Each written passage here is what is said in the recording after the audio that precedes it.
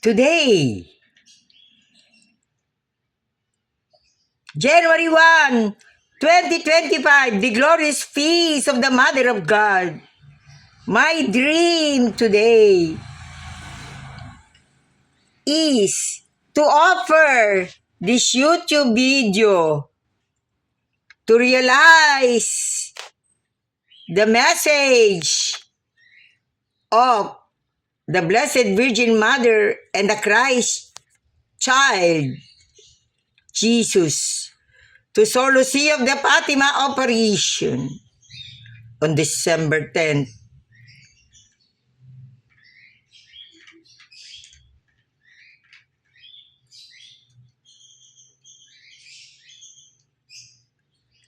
I am asked by my dream to read what is in this book. The story continues. No, live and spread the Fatima message.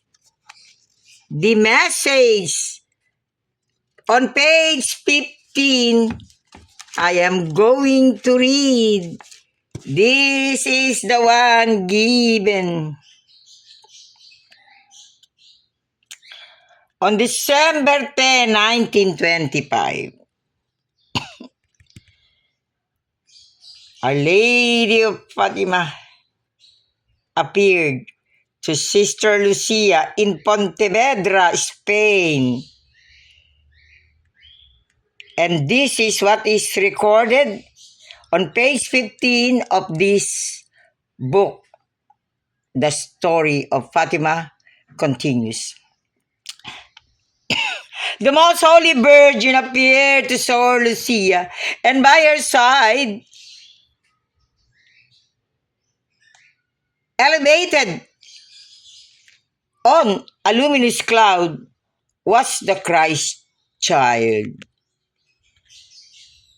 The Most Holy Virgin rested her hand on Sister Lucia's shoulder, and as she did so, she showed her heart encircled by thorns, which she was holding in her other hand.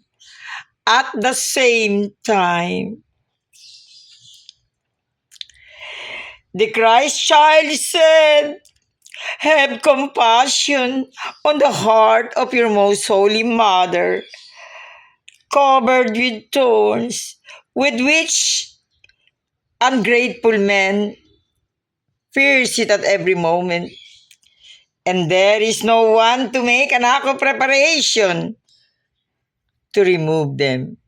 Then the Most Holy Virgin said, "Look, my daughter, at my heart, surrounded with thorns.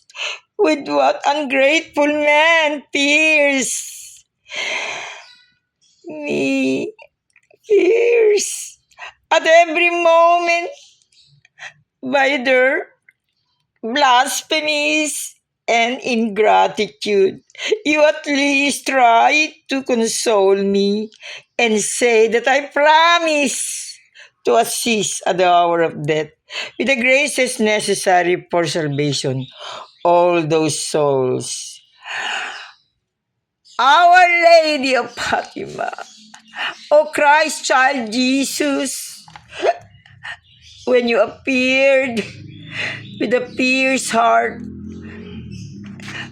of our Blessed Mother encircled by thorns, I, Consolacion R. Alaras, on this day, peace of the Mother of God, promise and make a covenant to realize the message to Sor Lucia of Fatima by the Christ Jesus and our Blessed Mother in Pontevedra, Spain, on December 10, 1925, so that the 2025 will be considered as the Philippine Pilgrimage Year of Hope, to realize, to console the heart of our Blessed Mother, pierced and encircled by thorns of ingratitude and blasphemies, and no less than our Christ child, Jesus, on the luminous cloud who appeared, will be very happy because